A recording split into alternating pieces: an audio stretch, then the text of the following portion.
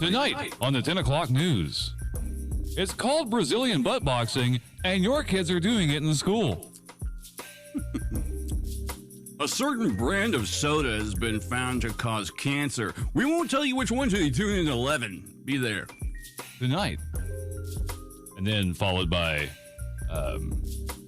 Nightline. Do you need this? I do, actually. Good warm-ups, dude. Previously. Yeah, I was about to launch into a dream about a previous life I had. I was on this train, and we were just going through all this, like, lots and lots of empty field. And then I looked down, and I had, like, all these guns on me. So I took them out, and I leaned out the window, and all of a sudden there was all these buffalo, and I just fucking killed them all. Wait. Yeah. Buffalo, the scourge of the plains. Well, we showed them. We did. We sure fucking did. Yeah, we're just warming up here. That's what they get for fucking hiding their wing sauce from us. Right. Where from the buffalo does that sauce? You know how to make buffalo sauce, right? Red? Yes. A bleeding woman. It's Why does it gotta come from that? It's Tabasco sauce and butter. Really? That's it. Nah. Yeah, dude. That's it. Easy peasy. I feel like the world should know that. Or be like, fuck you. Why would anyone go and do this now? Like, you just do this at home. Yeah, you can, but it just takes a lot of butter. Hi, everyone. Welcome to Kooks, Cranks, and Iconoclasts while Mike fixes stuff. We are recording? We've been recording. Oh, God damn it. Well, I didn't know that. Leave all of that in, J-Lo. Just isolate my voice and cut it out and leave that. My mic was all wonky. Today we're going to be talking about a very important person, maybe the most important American hero you've never even heard of, and his name is one Chuck Barris. Yeah, Chuck Barris, he was a little bit of a total fucking piece of shit. I don't like this guy. Mike, you took a harsh turn there on this one, man. Yeah, this is the first bit of research that elicits a just fucking like equivalent to road rage response out of me. Well, he's quite an impressive fucker. He's a magnificent bastard. It turns out that not only did he prop up daytime television, but he also simultaneously was the cause of the decline in daytime television. Oh, yeah. Yeah, And on top of all that, he moonlighted as a fucking CIA agent. Well, can you believe that? No. Me neither, but we're going to... I believe that it is butter before I fucking believe that he was any kind of fucking CIA agent. And yes, he has been blamed for being almost quite single-handedly responsible for the dumbing down of culture en masse, which led to fucking things such as keeping up with the... I can't keep up with them. I forgot who it is. Or, The Bachelorette and The Bachelor and various shitty reality TV shows. Enigma wrapped in a Taco Bell wrapper or something.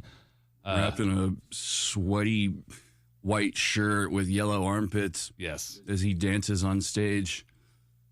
So this guy he's the creator of the dating game, the Newlywed Game, and, of course, everyone's favorite, The Gong Show. Bong. That's right. But before he did all that, he was just a punk-ass kid from Philly. Which is wonderful, because here's his fucking details while you're out doing your shopping or whatever. Him and Will Smith. So he was born in 1929 on June 3rd. Philadelphia, PA. Died March 21st, 2017 in Palisades, New York. Ironically, the name of the city that he wrote the song about and had someone else sing on Dick Clark's show. And True. That's False. right. Oh, true. Yeah. We're going to get to that later. There's going to be a game show later if you stick around long enough. I'll take shitty things he did in his life for 500, Matt. So there was a 2002 movie based off of his 1984 book, Confessions of a Dangerous Mind, in which he makes the outrageous claims that while he was working on these shows. He was using these shows as a clever disguise to move around the world on exotic dates as a chaperone and working for the CIA to knock out enemies of freedom and democracy. Mostly anyone that was super leftist and communist. I didn't fight a secret war in Nicaragua so you could walk these streets of freedom, badmouth the Lady Liberty. You were in the Army? No, I was just having a flashback. I said I didn't. Did you know a little behind-the-scenes fact? In this film, Chuck Barris is actually delightfully played by one Mr. Sam Rockwell. Friend of the show. No, not really. Sure. And being the total fucking spark plug that this man is, Sam Rockwell makes the character, at least relatable and fairly likable. But alternative history turn, he was almost played by Ben Stiller, which would have been a completely fucking different movie. That would have totally changed it. Mm-hmm. More similar haircut, though. Yeah. I mean, Sam Rockwell is just so good in there. I just kind of can't imagine Ben Stiller going in there and just playing a half psychotic break person. Sam Rockwell's usually, I'd drink a beer with that guy. He seems all right. Seems pretty cool. His cat in that commercial's really cool. In that truck commercial, that cat can do everything. I have no fucking frame of reference or anything for what you are talking about right now. Those who know. His personal life was mired with I guess some kind of. He may have just had some. Boy, here. Let's put it this way: pretty much everyone who floated in and out of his life, they came in a winner and they left his chicken dinner as his chicken dinner because he ate that dinner and shit them out. He fucked up a lot of people who came into his life, even the people he loved that were closest to him. I mean, I'm not sure really where there'd be a better time to talk about it, but this is where I fucking picked up the first bit of disdain for this man was when I was reading about his daughter, Della. Oh boy, man, what a rough story. They were estranged from each other for most of her life, and her mother was also, she did her best to try to keep them separated. She put in the effort, and he wasn't having it. And really judging on a lot of his behavior, I know a lot of people said he was weird and kooky and whatnot because of his behavior throughout most of his career. People have posited, like, yeah, I could see him doing the things he said he did. But also a lot of this behavior also sounded to me like the landmark behavior of a chronic cocaine user, much like his daughter was. Eventually, we'd find out. And eventually she would come to him during the height of his success and say, Dad, I want to start a relationship with you. And he's like, basically said, fuck, I'm busy. And she's like, well, the reason I want to do that is because I'm addicted to cocaine. She came to him and said, Dad, I want to start this relationship with you because I'm addicted to cocaine and I'm trying to get clean. I'm trying to, make a better go at my life. And old Chucky boy, he was like, shit, I can't deal with this right now. So he just gave her $1 million and said, here, just do what you will. Wow, that's a real Sophie's choice. $1 million or a shitty dad. Yeah, or both, technically, I guess. She got both.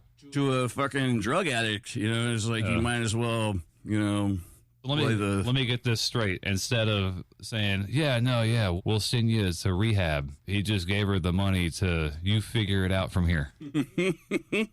Yeah, there could only be one potential outcome. Happy ending? Only if it was at a seedy, very seedy massage parlor, some sort. There's only one ending. It could have variations, but this is what happened to her ultimately. She died a drug addict with AIDS, which is sad. I thought she was just HIV positive. Oh, that's right. I'm sorry. I probably should get better about making a distinction between the two, but I usually don't. That's my bad. I'm sorry if that's insensitive. I just... Sorry. Yeah, sorry. I don't know. That's where I saw that this man, he had opportunities, and this is not the only person in his life that he claimed to care deeply for that he treat this way. It's exactly how he treated his daughter and how he had such a hand in how she ultimately ended up, that is one of the very few bits of potential evidence that makes me think some of what he was saying could be true. The way that he treated his daughter with basically, I wouldn't even say utter disdain or even really fucking negligence. It's just a complete disregard, really. And then she fucking died, and they talked to him later in the media about it, and he'd just smile and giggle to himself and just be like, yep, Della, meh, and fucking... That's my Della. Yeah, it makes me think, you know, when the CIA goes out to recruit, or if they have a potential agent in their fucking sights, what's the possible psychology they're looking for, you know? Like, because this is obviously a man who's a bit of a sociopath. Yeah, I'd have to agree with you, man, because even in that movie, you fit the profile. There is no profile. It's just, we think you're expendable, and we really want to send you to take care of something for us. But just that kind of behavior, that's what also ended his first marriage to his first wife. And Lynn, I believe it was. Yeah. Lynn Levy, 1957 to 76, their marriage, not her life. That would be weird. She was the niece of... Very young, huh? Yeah, she was... He went to the hospital and said, that one right there. Like lobsters. Just pick them out. That's a feisty one. What a maternity ward that would be. The wackiest maternity ward in the West. His first wife is actually the niece of one of the founders of CBS, so he already had his foot in the fucking door there. Did he name the station? Communist Broadcasting System? No, CBS. Every time you tune in, that's what you see. What does the BS stand for? Bullshit. Oh, yeah. Yeah, now it does. That's an old Al Bundy joke, actually. I got to give credit where credit's due on that one. So when he was working there, he pitched the show. They didn't like it, and then ABC picked up. Which show is this, by the way? Sorry. Oh, the first show he ever did was The Dating Game. Okay. The movie probably takes a lot of creative license with that. Mm-hmm. I'm sure he's just like, oh, man, I got to think of something to not be a schmuck from Philadelphia. That apparently is also a reoccurring theme with him throughout his life that influenced a lot of his life choices. He had this whole blue collar, I'm not a schmuck, I'm a fucking big guy. I'm a somebody. Yeah. I'm going to be somebody. I'm a contender. Yeah, fucking he's had a chip on his shoulder his whole life like that. And what a chip. Because in 1984, he writes the book, as we've previously mentioned, Confessions of a Dangerous Mind, where he alleges that he was in CIA operations in 3 different theaters. And Allegedly. Alleged. Supposedly. This is probably bullshit.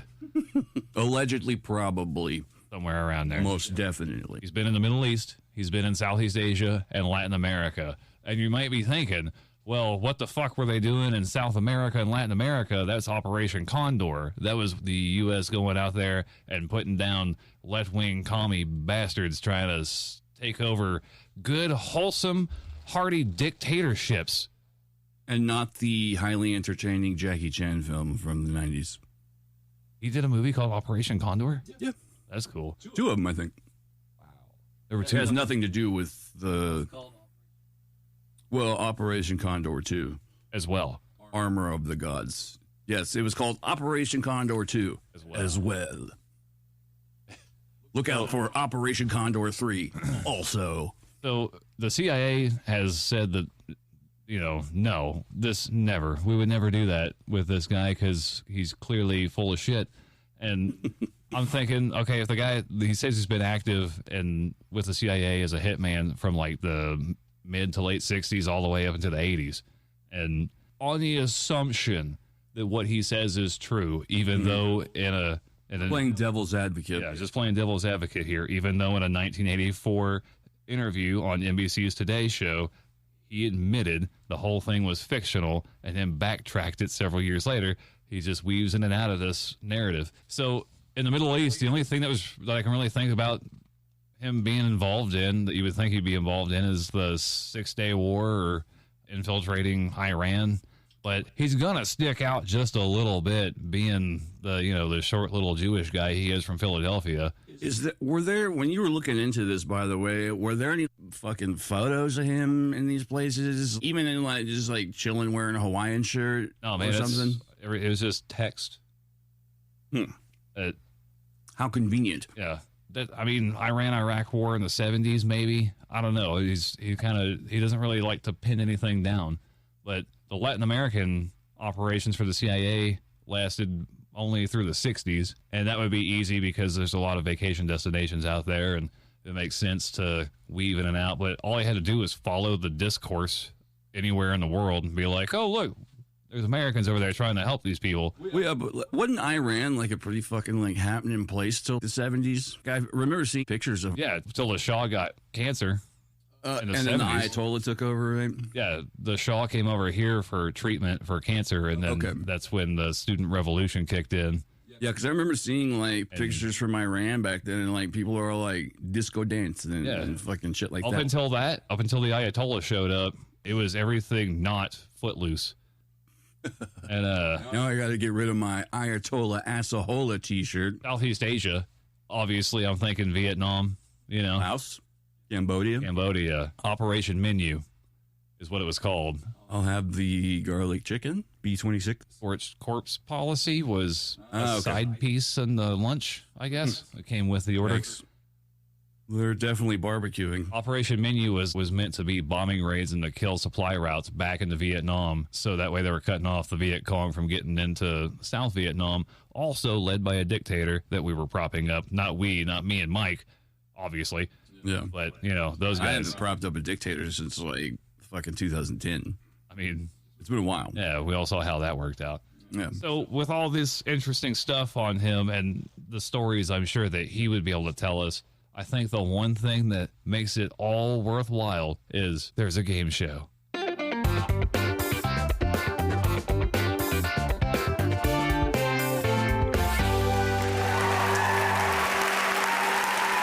right, we're here and we're going to play a great game called True or False, Did He Say It? We got a few quotes here, and Mike and JLo are going to be our contestants today. So, here's the rules of the game. I'm going to say a quote from, or maybe not from, our hero here today. Let me rephrase that. From our subject. You saw my face. I saw Mike's disdain. And then whoever rings the bell first gets to answer true or false. The first one to three wins. Oh, okay. Right. We'll try to make this a little easy on everybody on the first one.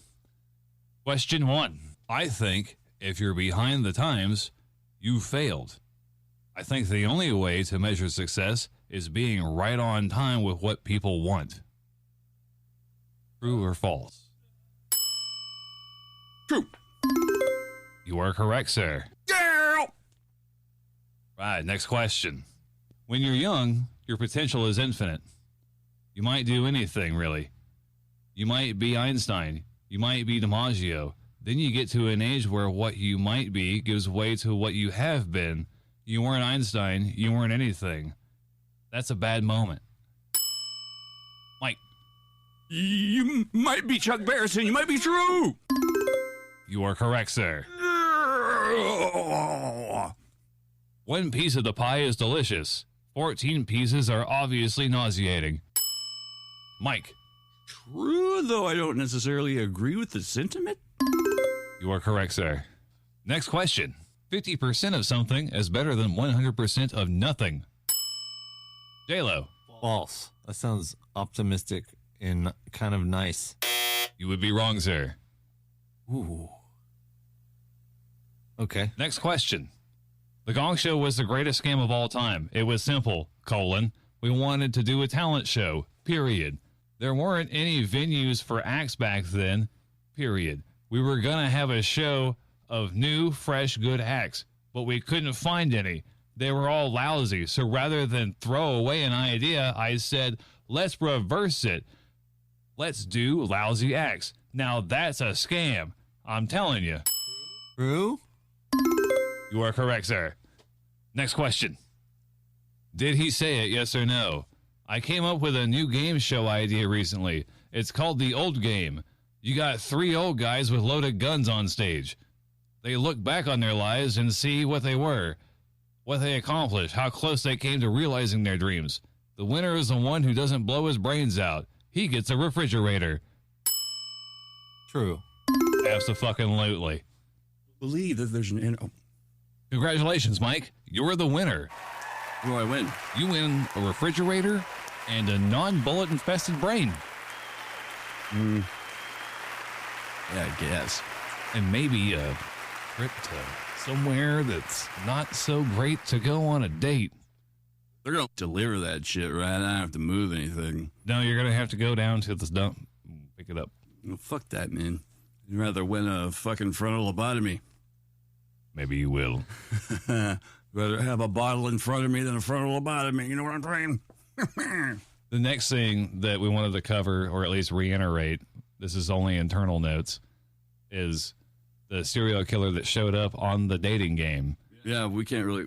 I wouldn't say reiterate. We barely mentioned it, or if not at all. Yeah, I know, but we're moving these segments around to fit the proper criteria. It's like a puzzle box, like a certain puzzle box idea I had earlier. That at the end reveals where the clitoris is. Well, that's part of it. It's backed by an OYGBN. Mother Nature is a mini splintered thing. Lion win? I don't know. We were just talking over each other like completely just now. So what's going on? Who's that serial killer that showed up on the dating game? It's particularly heinous strain of fucking scumbag. Goes by the name of Rodney Alcala. Actually, you know what? He's got a name like a fucking Disney character. His real name is Rodrigo Jacques Alcala Bucor, but he went by Rodney James Alcala. August 23rd to 1943, executed July 24th, 2021. We got him in the fucking pants. American serial killer and sex offender, and boy, was he offensive. Who died? He died of natural causes while on death row in California. He was sentenced to death for 5 murders committed in the state between 77 to 79. Received an additional sentence of 25 years to life after pleading guilty to 2 homicides committed in New York in 71 and 77. Man, yeah. That's the heyday, isn't it? Oh, yeah. The dating game killer, they called him. And you know what? It's a bit of a... Not Chuck Barris. He didn't do it. This was a guest. Yeah, it was a contestant. Yeah. We just took a sharp turn. Yeah. This motherfucker took a left turn. That's my idea for... That's my idea. No. I'll save it. I'll save my IP for later. They called him the dating game killer, which fucking they shouldn't have, because he did a whole lot more way heinous shit than just being on the fucking dating game. He was only on there once, right? Yeah, most contestants are only on once. I figure is how it works. I don't know. I know. If they win, do they come back? You fucked so great last time. We had to have you back this time.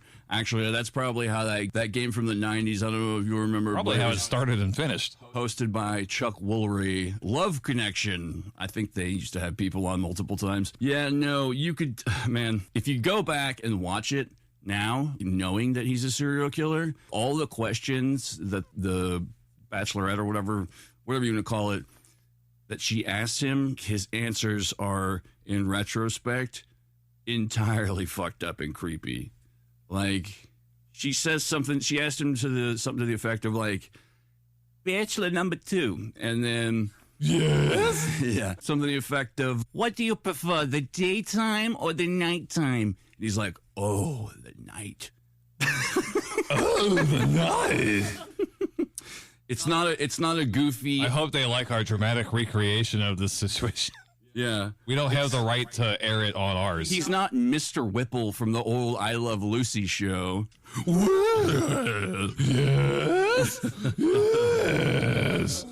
No, he's actually much more disturbing. Eyebrows are like constantly like twitching up and down and shit. Yeah, he answers like, oh, in the night. And she's like, why? And he's like, because that's when all the best stuff happens, in the night. And then, I don't know, she asked him another question. If I was a banana, how would you eat me? And he just goes, he just makes fucking disgusting. Yeah. Yeah. Oh, my God. Whoa. Like someone trying to warm up their fucking old Buick. How is this making it to fucking TV? It's fucking Chuck Barris, man. It's his fault. He went in there and just laid his dick down on the table. These people, they were trying. The whole premise behind the TV show is these people are gonna fuck, fucking like, which led to all the fucking goofy. This was the mass dumbing down of culture, man. And the doorway was open for this fucking disgusting serial killer. So why didn't get in. wait? How come Chuck Barris fits the profile, but this crazy fucker doesn't? Well, Or did he? I'm glad you asked. There have been people who've posited that if you take a look at the timelines for when the golden age of serial killers was, I'd say about the late 60s to early 80s, maybe even a little bit past that, probably in with Jeffrey Dahmer. The fucking same time, there's a little program going on. What's that? With these guys called the CIA. They're a little something called MK Ultra. And they're fucking programming people to kill. You know what they call these people? Fucking A right. You won that round. Ding, ding, ding, ding, ding. We're going to touch on that again in a minute. Yeah, there's a particular, he's a colorful writer. I've read his book twice, though. It's damn interesting. I mean, it's purely almost 100% speculation. But his name is David McGowan. And he wrote a book called, sure enough, Programmed to Kill. And he basically posits all these fucking holes in various different assassins and serial killers, like stories, or how the fucking prosecution couldn't find certain blips and blops in their timeline of events when they were doing what they were doing. And he's actually traced back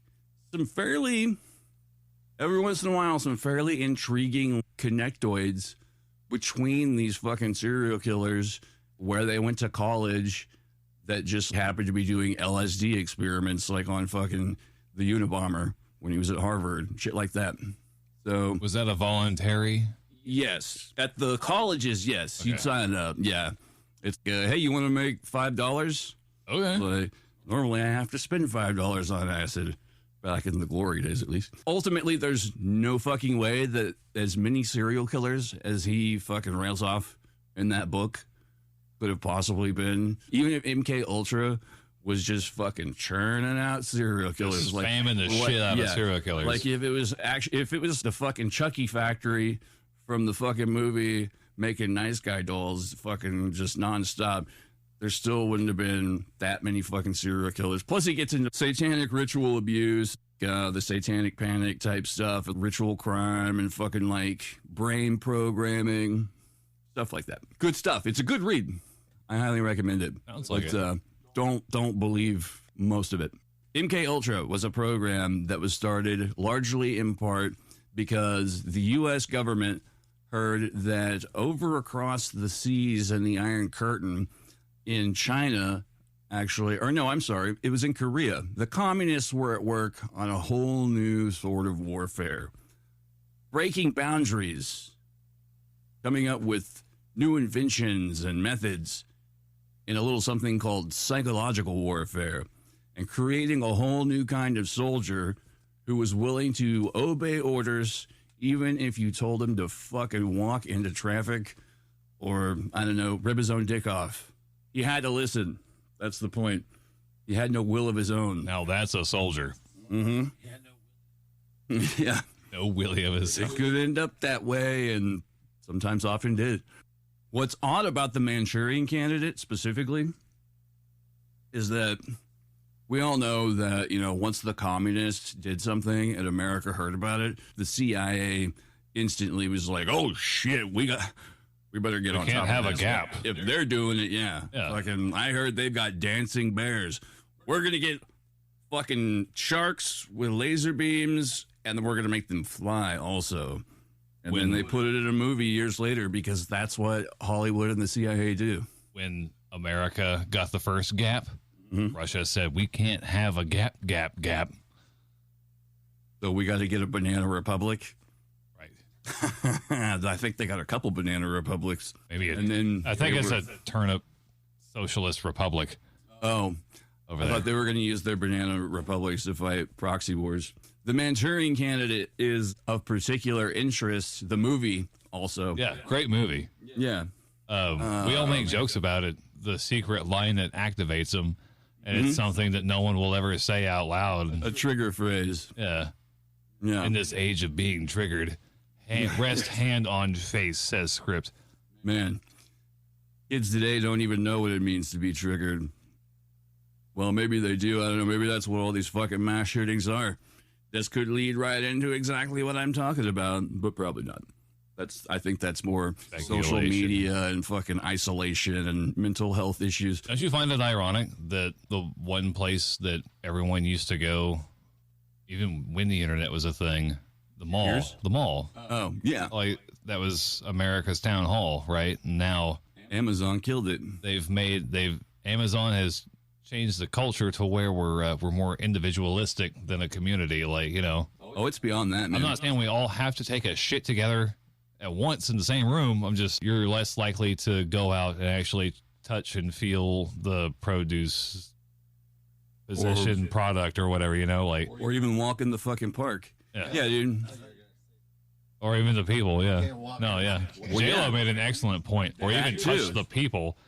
No, fucking society definitely took a fucking hard pivot into fucking this isolated, fucking like it's fueled by a fake simulacra civilization that is filtered through social media where it's No, yeah, sorry. We started on a loop there and we forgot how the song ended, but we're back on the show now. So thanks for sticking with us. civilization took a hard pivot. And social media is like the filter through which isolationism. You mean tinted glasses, basically? I mean, I don't know what the fuck you're talking about. What? when you look through rose-tinted glasses, the world is a much more pleasant place. But if you look through shit-colored glasses, everything Yeah, that's looks what like I was shit. leading up Yeah. to. Yes. Everyone posts a picture of their beautifully presented fucking lunch, dinner. Of their best. And yeah, fucking, yeah. This is me and my soccer mom kid fucking mobile with the little stickers on the back. But no one posts a picture of them and their dead grandma. Sorry, grandma. I did. Nobody picture posts a of that. picture of dad just got angry and threw this bowl of Cheerios across the table. Fucking here you go, world. That's not what people are sharing on social media. It's all a fucking cleverly constructed lie. If you're like me, and I know Matt is, and I know for certain J-Lo is, social media is pretty much largely just a data aggregation fucking system for the government, for businesses. For your mom? Yeah. And you know what? I wouldn't be surprised if that's something that spun right out of fucking the original ideas of MK Ultra. Yeah, and with MK Ultra and the Manchurian Candidate, actually the Manchurian Candidate even being titled that and being released as a fairly large production Hollywood movie, man, that's stepping pretty fucking close. But when you think about it and looking at other movies that have been churned out, there's a lot that kind of fit in this same mold, like 300 coming out about fucking badass soldiers fighting the fucking armies from Persia, aka Iran, in a certain timely area in our history, as well as Red Dawn, which a bunch of ragtag fucking neighborhood kids take up against the commies fucking parachuting out of the sky in fucking New Jersey or Wisconsin or wherever it was they live. It's so fine they had to make it twice. Mm-hmm. And then there were Martians the second time? I don't remember. They were the bad Koreans. Yes, the ones that go down. All this brings me to the main topic I wanted to get to, which I believe has been referred to throughout history as the devil's handshake. And it's basically a little something that goes like this. A boy met a girl. That boy, his name, the CIA. The girl, Hollywood, if she could. That's from Cool World. It's an awesome semi-animated movie. But basically, these two got together a long time ago, back in the closing OSS days, because Hollywood, being a new idea, a mass fucking market entertainment idea clearinghouse, The CIA, or OSS at the time, records are spotty about that. It was probably pretty much the same thing by that point, but they knew. We'll call it the CIA from here out. They knew that this could be used for propaganda, misinformation, disinformation, as an outlet and clearinghouse, as a fucking way, basically, for them to act as gatekeepers for certain ideas to push into society. An influence machine, like something we mentioned An previously. artificial influence machine. Oh, most definitely. Not only that, but later on in history, as it's been done numerous times, it also comes in handy when you need to clean up your image a little bit. If you look at the historical record, the CIA, they don't have the best. You know, they're not. If the CIA was a personified person, they're not exactly going to be the first on your fucking speed dial to come over and watch your kids while you're out of town. They are definitely not the wolf. I mean, if I had my options, CIA is definitely going to be the less clean option. Did you say not the wolf? Yeah, you know, from Pulp Fiction? yeah. Yeah, that's true. Yeah. Yeah, I want that guy cleaning up the messes. He's probably got a lot of insight. Yeah, this has been done numerous times, and it's done today, heavily, really. And there's one particular person who actually feeds back into the film Confessions of a Dangerous Mind. And that would be none other than, pulling off the Scooby-Doo villain mask, its director, George, middle name, fucking Clooney. Want to know why? This dude's like practically a fuckboy fanboy of the CIA, apparently. You look at his career trajectory and the movies he's either starred in or had some kind of hand in their production. Here's just a very small partial list. Syriana, Burn After Reading, The Men Who Stare at Goats, The Monuments Men, Argo, and a fucking future documentary series on HBO, I shit you not, called The Art of Political Murder. And as if the stars had fucking aligned for this goddamn episode itself, there's fixing to be a TV show treatment of the very fucking movie that we're talking about today, Confessions of a Dangerous Mind, based on the book Confessions of a Dangerous Mind, based on the life of Chuck Barris. A very dangerous mind. Talking about his life under the title of Confessions of a Dangerous Mind. George Clooney is one of the most overtly fucking spottable fucking people with this sort of thing. You can also check it out with Brangelina. Both of them have played quite a few roles where they're... See, and the thing about this is they're not always necessarily glorifying the military or the intelligence community, but they certainly make it look pretty fucking cool and badass. You know what I'm saying? I mean, well, just to be fair, man, me and you know someone in military intelligence, and yeah, we do. That seems to be one of the most boring people I've ever met. Yeah, I mean, every time I don't want to drop her name or anything. I don't think that'd be appropriate, but... Okay.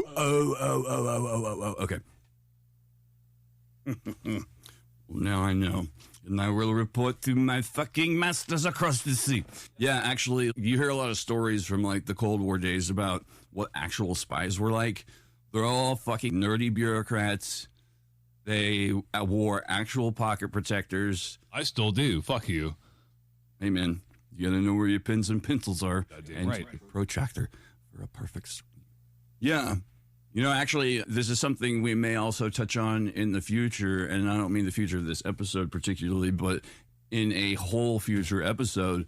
But one of the only spies historically that I've ever heard about who was a fucking basically damn near fictional, unstoppable fuck machine was Roald Dahl, who wrote James and the Giant Peach and a couple other books for children, apparently. Huh. But he was part of Ian Fleming's little crew during World War II with Christopher Lee, a.k.a. Saruman. Yeah. Mr. Deep Scatty Voice himself.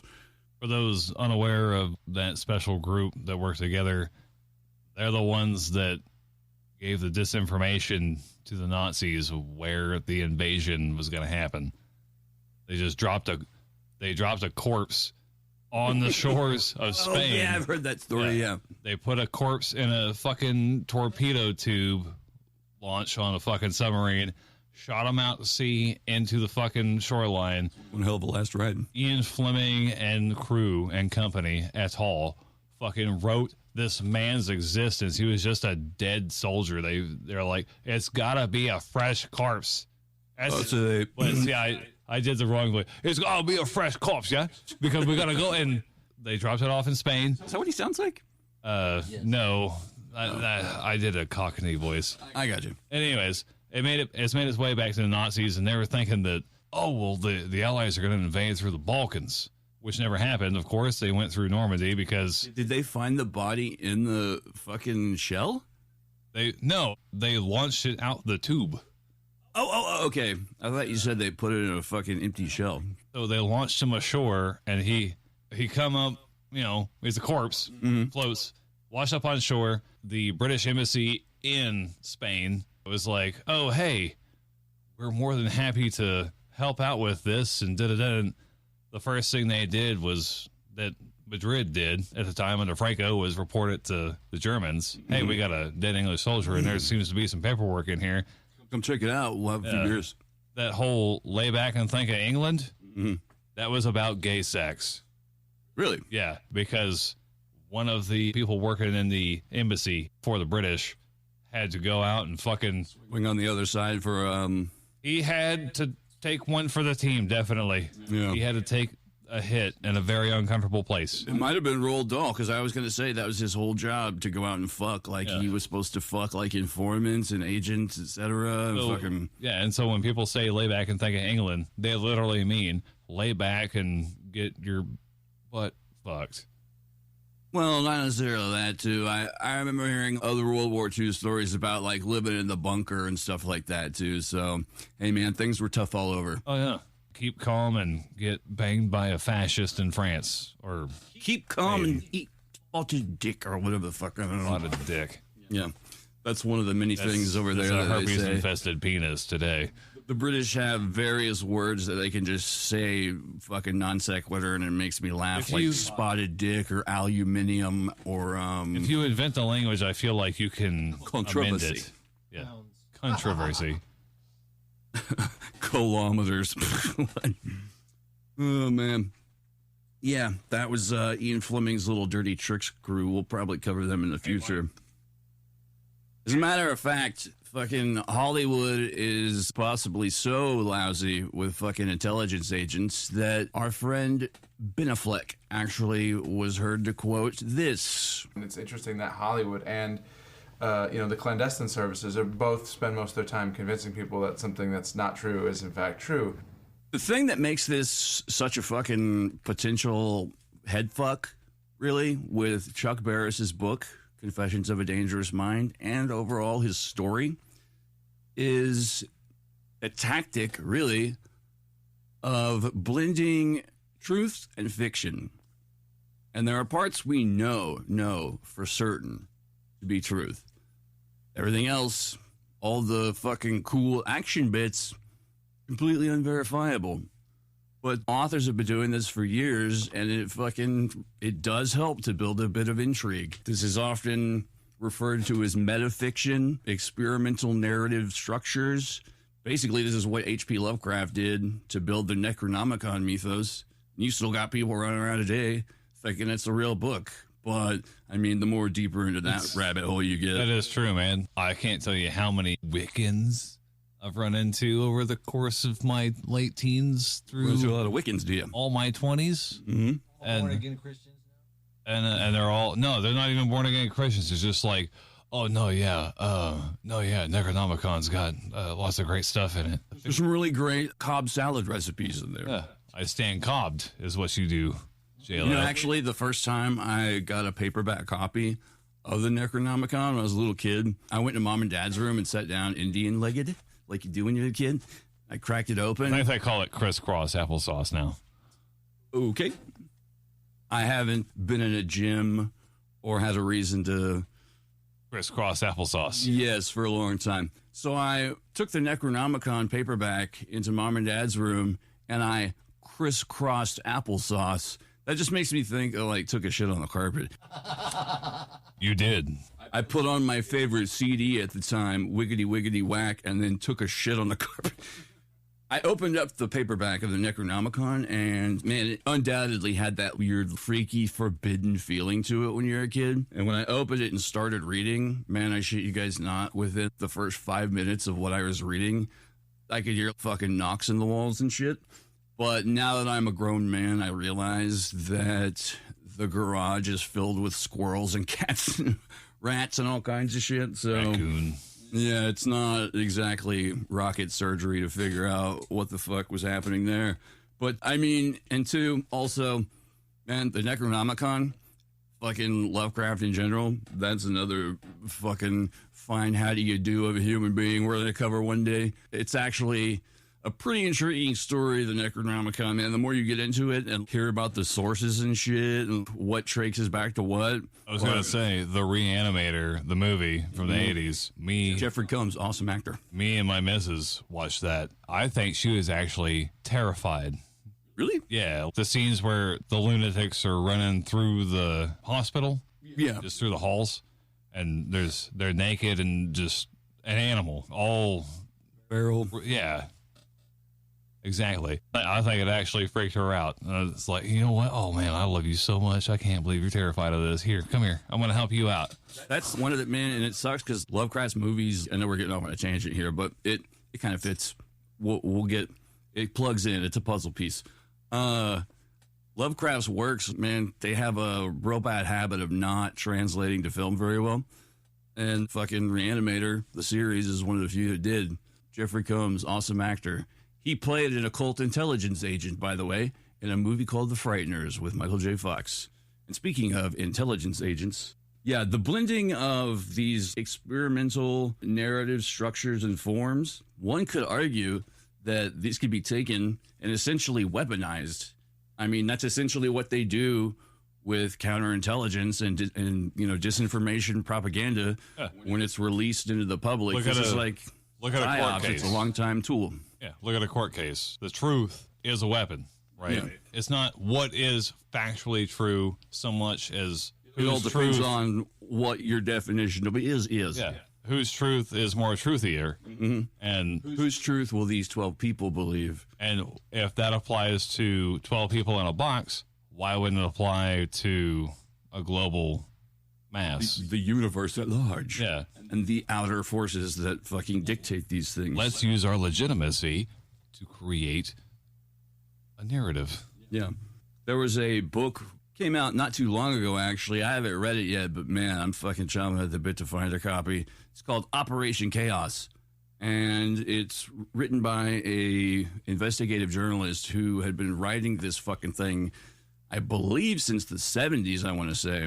And it's all about the Manson family and how it basically may have been a fucking intelligence op to get them started up. Charlie Manson has all of these fucking connections to people in the intelligence community who were more or less steering him in the direction that they wanted him to go because they knew he was going to sort of touch into all these other fucking avenues of the counterculture. There were people feeding him acid, kind of like fucking Okay, the Unabomber. Yeah, it fits back in, man. So with these forms of, to borrow a understanding of this from the writer William S. Burroughs, who used something called the cut-up technique, where he'd basically take various texts, chop them up, put them together, and he'd find whole new truths and ideas within them. If you're doing that with intelligence reports or fucking playing these 4D chess games with people as pieces out there, not only that, but maybe I'm pumping them full of fucking acid and then just wind them up, watch them go. Basically, if you're using fucking equivalents of the cut-up technique on intelligence reports and counterintelligence reports and propaganda and more or less building the reality of people as far as they know, that's what they know is happening. This is the fucking information they're getting, and it's setting up all the fucking avenues and corners and ways in which they can travel or, game theory themselves through. That's basically weaponizing fiction, which is leading into a bit of a pet theory I've been toying around with. Basically, if you look at all the history of UFO investigation, especially with Men in Black or cryptids, what else? Poltergeist, ghost investigation, not like Ghost Bros today and shit. Like, come out, Ghost, or I'll fucking kick your ass. None of that Found shit. ectoplasm in my pants. The ghost shit in my pants. Take a look at it all. And again, the biggest one, I'd have to say, tying back in to what we mentioned before, would be all that satanic panic shit from the late 80s, early 90s, as well as certain things today about who's a couple of the more prominent ones. One, Mr. Epstein. Who was that prince that was buddies with Epstein? Joffrey. Fuck if I know. It's the Queen of England's fucking, it's not Prince Charles, but the other one. Oh. I forget his name. He's the fat one. There's Henry and the other one. I don't know. I try not to keep up with that. We fought a war to not have to worry about that anymore. When the King of England comes over and gets in your face, you'll be glad you had a gun. I forget Prince Charles's brother's name. He's the other prince. He's the fuck up one. Well, no, Charles. Or King Charles, It's King Charles now. Yeah, I forgot. And then his brother is Andrew. That's the one that's all fucking fucked up and weird. Yeah, Prince Andrew. That's the dude that had his dick and fingers in all kinds of weird places that shouldn't be ever fucking had dicks and fingers in. Maybe even fucking Epstein's. Like a muffler. Maybe even Epstein, dude. Fucking. It may be I don't know the slang for England, but J-Lo probably just created new slang for England. Now we're gonna get a shit ton of hate mail from England. You put your fingers and dick in a muffler? No, man, the English already have a fucking beautiful language. They call everything English. names like Schwinkelbobbledum or Plopplechottle or I don't know, Butterchuttle and shit like that. Butterchuttle. It almost sounds like a magical land, except you realize everyone's a goblin of some sort. Anyways, Prince Andrew, was it? Yeah, he's the weirdo that's brothers with. Him and Epstein were good buddies. And man, I watched a fucking episode the other day when Epstein was found dead, They fucking interviewed him. From an accidental bed making situation? A picture of some sort, I believe. I'm not sure. I thought he was making his bed. I think he was pantomiming a bungee jump to his cellmate. Prince Andrew was fucking backtracking so hard on the previous fucking relationship that he had with this man, of which there were numerous photographs, texts, phone records, that fucking every time he backed up, you heard a beep, beep, beep. And what's fucked up is this fucking motherfucker thought he was so slick. He thought he was doing so well in the interview. This is all part of the idea that there's a vast upper crust, high society group of perverts across the planet, like fucking all the people in Hollywood, etc. Then you hear the stories about how they're in the Illuminati and they fucking drink babies' blood or they're lizards and fucking etc. It's especially prevalent. I see this the most with all the satanic panic shit. When you have all these stories of people being abused, etc., I mean, I wouldn't doubt there was all kinds of child abuse going on back in those days and still is. But then you throw in stories of McMartin preschool trial about kids being flushed down the toilet by a man dressed like the devil. And then they had to cut open a goat and climb inside its belly. And all these fucked up, all these stories, man, with UFOs. You get the Men in Black come out and all Men in Black encounters fucking sound the same. There's a phrase in ufology, a little something called high strangeness, which basically encapsulates all the weird shit that can't really be classified anywhere else. Like, one would probably put orbs under this back in the day, but now orbs are a very ubiquitous phenomenon and also very fucking boring. Who cares? You'll hear these stories about Men in Black encounters after someone simply sees a UFO and then tells someone else about it. Once that word gets around, these motherfuckers just tend to show up. No one calls them. Fucking no one's like calling the government and saying, I saw a UFO, unless it's their local police. Most people fucking don't believe their own eyes when they see something like this, if they can even confirm it is what they think it is. B, if they do call someone, it's local because they're worried about, I don't know, their farm animals or whatever. And C, just don't say anything because of the potential for ridicule. You know, it's like something that people will instantly just be like, yeah, whatever, you fucking jack off. There's this weird filming paradox about UFOs. So, Like Bigfoots yeah, with the blurry. yeah, like it's the quality of video. So you are literally taking a camera and pointing it into the expanse of nothingness Yeah. beyond the atmosphere. You ever try to take a picture of a star? Exactly. Yeah. There's a so you have so many miles of atmosphere that you're going through, and this thing is somewhere maybe in there. Maybe it's skimming the top. Maybe it's a Leo, and it's low Earth orbit, and you're trying to catch it, and you're like, oh, okay, no, it's got a clear trajectory. It's the space station or whatever, you know, you can, or a satellite, you can pick it up. But when it zigzags and moves, now you got to stay with it with a cell phone.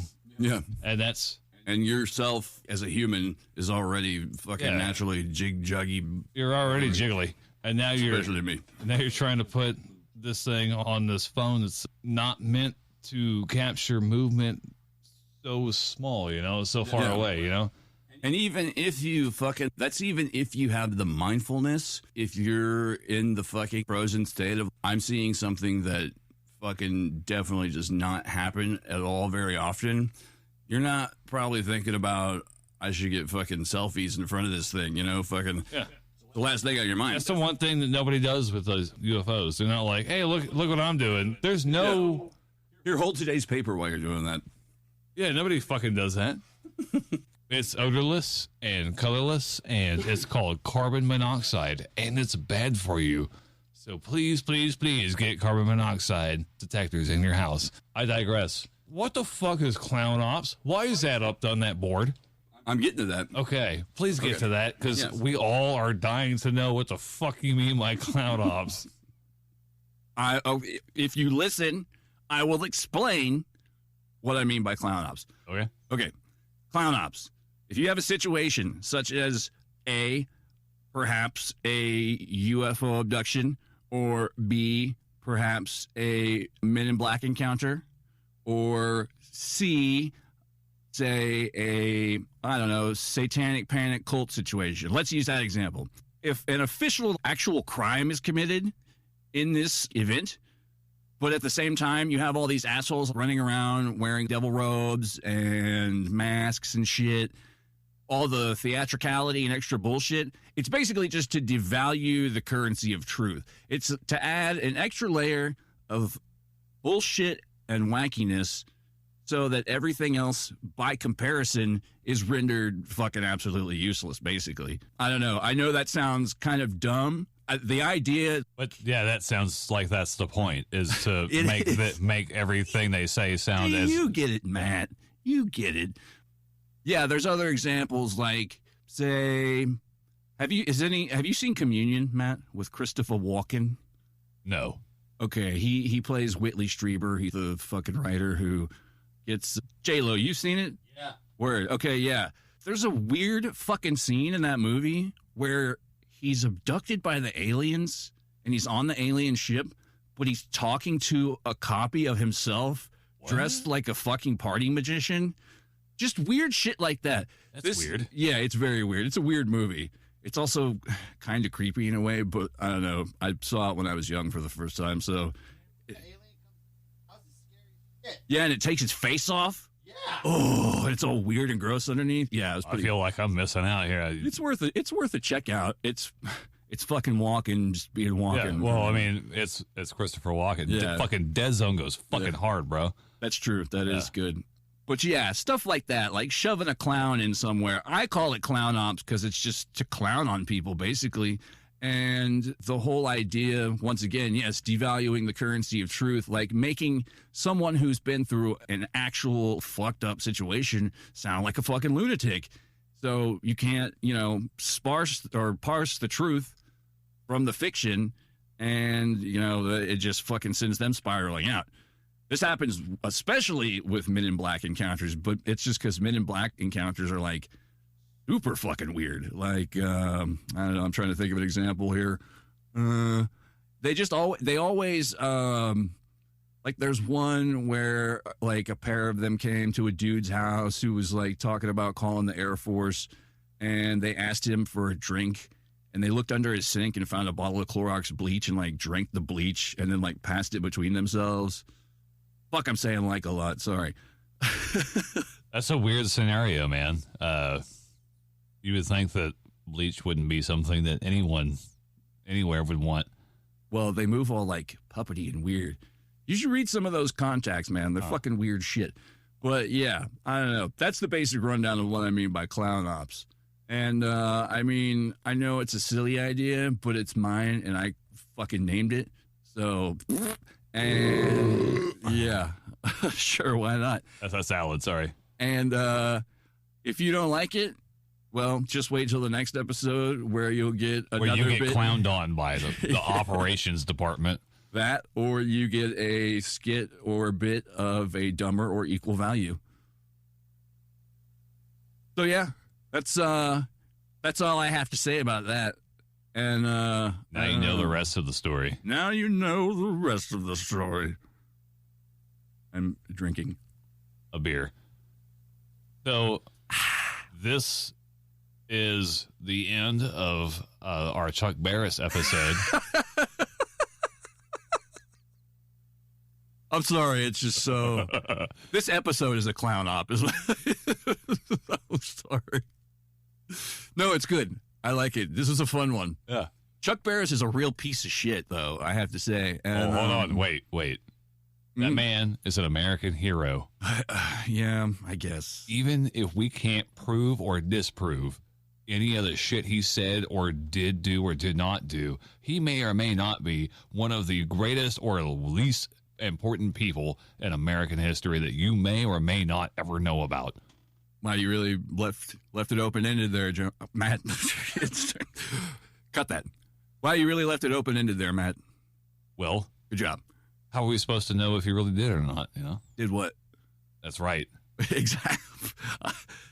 If he did something right, you won't even know he did anything at all. That's right. Oh, man. Fighting freedom. I mean, for freedom. Or Friday.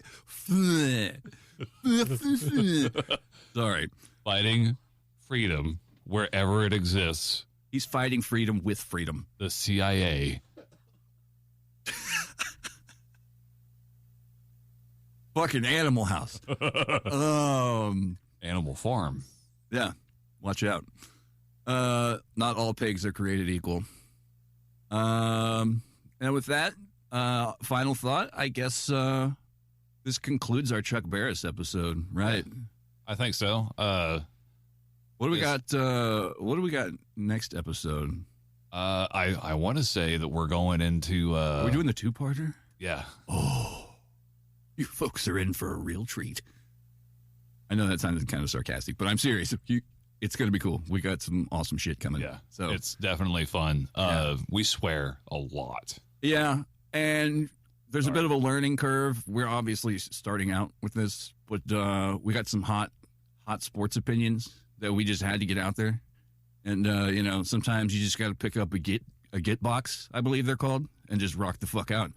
And that was the feeling we had, and that's what we're doing. We're just doing it, man. So, what have you created lately, fucker? Don't do that, Mike. I'm sorry. No, get out there and live your dreams. That's what we're trying to do. I mean, just have fun. Hey, thanks for sticking with us. Yeah. And we will see you on the next episode. And you guys are so fucking hot. Yes, still the sexiest audience in the tri-state area. It's a big fucking state. It is. We got lots of border. This has been the Kooks, Cranks, and Iconoclast podcast. I'm Mike. I'm Matt. That's J-Lo on the Wheels of Steel. Thanks for listening, folks. See you. Bye. Bye-bye.